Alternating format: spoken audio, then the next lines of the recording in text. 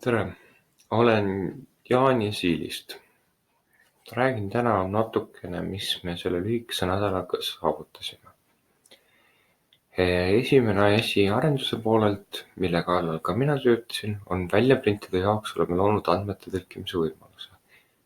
See tähendab seda, et väljaprintidel on nüüd võimalik näiteks TK tõlkida PCS-iks või ka näiteks artikli nimi porgand on võimalik tõlkida Carrotiks. Juhend on väga selge, seal on ülejäänud kirjas. Nüüd, teine asi, mis on olemas, on kasutajate võimalus kontakti importida. Kui me algandmete importi mooduli lõime, siis algselt oli kontaktide import poolik. Neid sai küll tuua, aga suurem osa infot tuli käsitsi panna. Nüüd on võimalik kogu kontakti info korraga importida. Lisaks on 2 blogipostitust või artiklit. Esimesena on see, kuidas kriisist tugevamalt välja tulla.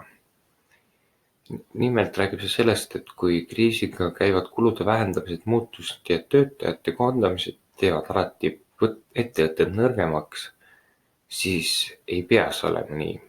On mõned mõtted, kuidas ettevõtted võiksid just tugevamana, ühtsemana välja tulla sellisest kriisist ja kriisiga kaasa käivatel ebameeldivatel meetoditega.